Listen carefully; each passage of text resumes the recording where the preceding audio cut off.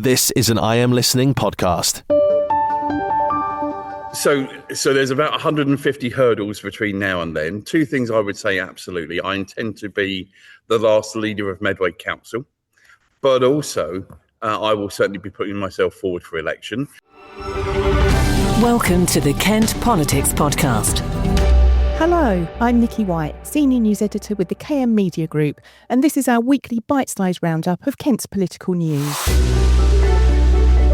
A week is a long time in politics, and we now have a new Prime Minister, a new cabinet for our Kent MPs to start lobbying, and the announcement that Kent will be getting 4 unitary authorities under the local government shake-up.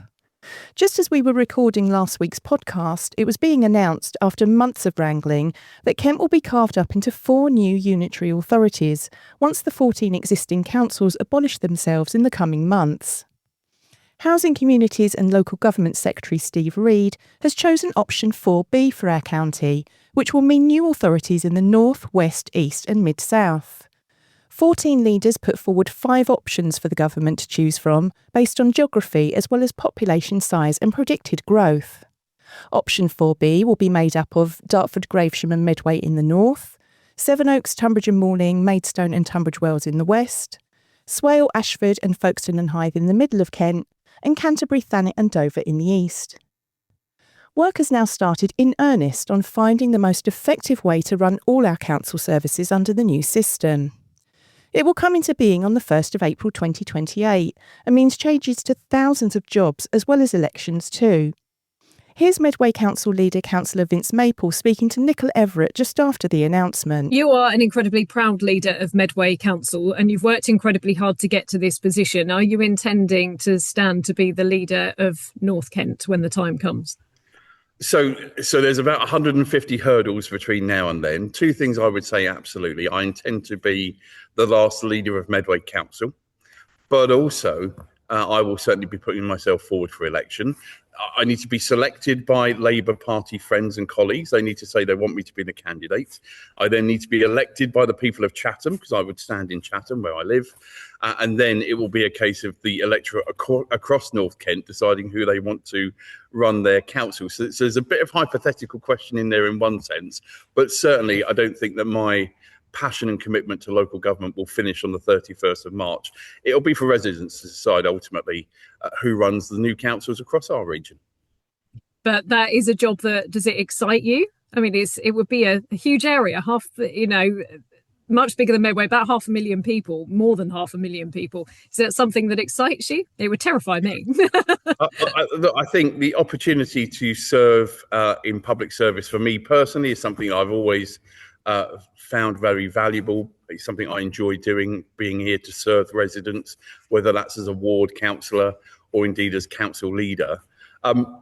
Anybody starting a new structure, like a new council, it's an exciting time for them. So, of course, I'm sure there'll be lots of people who will be interested in that. And, of course, one of the things that we don't know yet, and I think we'll hear more when we get to the next few weeks with our new Prime Minister incoming, will be what's happening with devolution.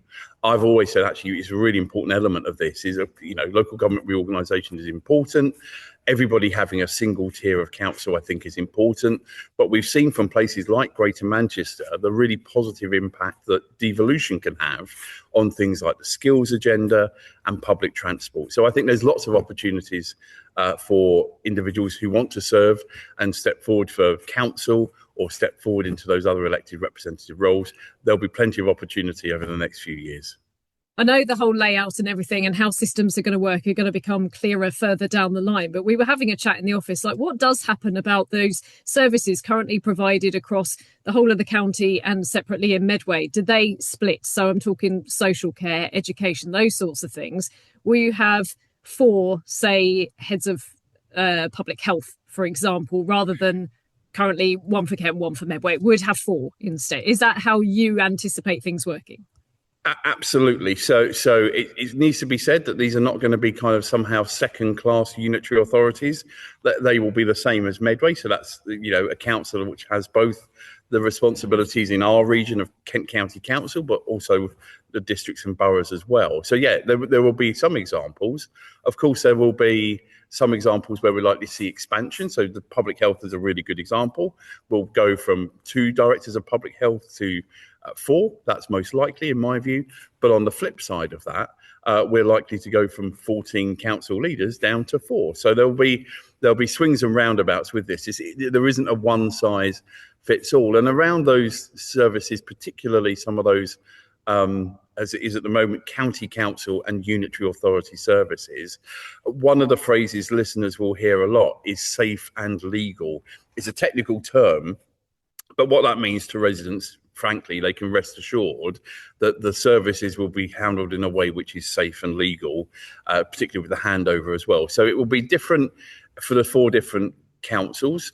I would say for ours in particular, there is that slight complication of having 2 upper tier authority services coming together. It's worth saying that the majority of the footprint, so if you look at the population of North Kent, much more than 50% of that is the current Medway population. So again, that will be a starting point to consider whether that impacts on decisions that are made. Some of those things the work will start now, but some of those things will of course need further conversation when the elections happen next May. The final thing I'd say in this element is that at the moment today, for example, we've got some shared services, in our case, particularly with Gravesend. So we share a number of council services. Some of those are based in Gravesend, some of those are based in Medway. So it is perfectly normal to see good levels of collaboration between local government. That's part of the way we work so well. So there may well be examples where the 4 councils decide to collaborate on some things as well. Again, that will be a decision for future leaders. The following day, Andy Burnham was elected the new Labour Party leader, and just hours later he was meeting party supporters right here in Kent. Having been nicknamed the King of the North and announcing that once in charge he wants to devolve power away from London and create a number 10 North, he perhaps felt he needed to give some reassurance to us here down in the south. And so within hours of his appointment, he was heading to Gravesend. Gravesham MP Dr Lauren Sullivan had met with Mr Burnham a few weeks ago to make him aware of some of the issues important to her constituents, and she clearly made an impression. His trip to Town Pier gained national coverage, and it gave her the chance to press him again on an issue she's been campaigning about for some time. Here she is. Welcomed Andy in, gave him a nice big hug, lovely to see him, congratulated him, and then I went straight to the jugular, which was, can we have the Gravesend Tilbury ferry back? Can you help me with this campaign? And he understood it because it's about connectivity and it's about allowing people to get to jobs, and it's also about protecting and helping our high streets and our businesses. This week, Canterbury City Council's Planning Committee met to decide on a planning application for a new AI data centre on the site of the Shelford landfill. A company called Era4 has been seeking permission for the facility for a while, saying it will be powered mainly by gases from the landfill. However, the application has been quite controversial, especially as the applicants have links to Valencia, the firm which runs the landfill itself, and a few years ago even built an entire recycling facility without planning permission. At the meeting on Tuesday, there were quite a few people there to oppose the plans, including those who have previously criticised the firm that runs the landfill itself. People were particularly concerned about the water usage. Data centres are widely understood to be very energy and water intensive, and obviously in a county with a recent history of water outages, that doesn't sit particularly well. When we covered the application, the developers told us that the annual water usage of the centre probably wouldn't be much more than a large family home. However, during the meeting this week, it was revealed that on days when it's over 25 degrees, the cooling system which will be needed could use much more than that, with the maximum limit being 20,000 litres, which is the equivalent of 60 homes. The developers insist it probably wouldn't use half of that, but with climate change and increasing heat waves, most present were convinced that system will need to be used quite frequently in the future. The Planning Committee eventually ended up voting to defer a decision on the data centre until after they've visited the site. However, officers were recommending members vote to approve it and kept stressing that water issues are not technically the Planning Committee's problem, so there's a good chance next time it comes to the committee, it will get the green light. Is there a topic that you would like to be discussed on the Kent Politics podcast? Perhaps you've got a question for one of our panel, or you'd like to comment on a hot topic in local or national government. Get in touch by emailing or sending a voice note to kentpoliticspodcast@thekmgroup.co.uk. In Medway, a major project to refurbish a major landmark is well underway, but it has hit some bumps along the way. The Brook Theatre in Chatham has been closed since April 2023 for refurbishment, but after significant issues were discovered, the initial deadline for its completion has been extended. The £21.5 million project will bring the building back into use by modernising and expanding many of the spaces. It will also rejuvenate some of the original features of the building from when it first opened in 1906 as Chatham's Town Hall. One of the issues found when initial assessments were carried out was that when the town hall was converted into a theatre in the 1980s, a wall was removed to make way for a stage. Unfortunately, this put additional pressure on the arch overhead and ultimately meant the building was starting to pull itself apart. Additionally, older repair methods and the use of old-fashioned materials were causing problems, including the use of non-porous paint, which meant the basement in particular was riddled with damp. It's not all been bad news, though. The work has uncovered a number of unique treasures from the building's past. A mosaic in the reception area, which had been covered up for decades by carpet, is now on show, and a false ceiling installed in the 1970s was removed to reveal the original decorations. The refurbishment has also opened up new spaces, which means more fire escapes can be added, which in turn means greater capacity. Sindon Construction, who are behind the refurbishment, say they've found all the issues, and so now it's a case of just getting on and fixing them. They anticipate the work will be completed by spring 2028. There has been another example of political parties working alongside one another for the good of their communities. Not so long ago, we had a Restore Britain County Councillor working with the Greens to keep post offices open, then a Reform County Councillor working with a Tory to secure a pathway, and more recently, a trio of Reform, Conservative and Restore Britain members speaking up for a school bus service. This time, KCC councillors Brian Black of Restore Britain and Claudine Russell of the Conservatives are agreeing on action regarding an ancient humpback bridge between Headcorn and Staplehurst. There have been many crashes on the single-lane bridge in recent years, and locals blame speeding. They fear the accident black spot will claim a life sooner or later.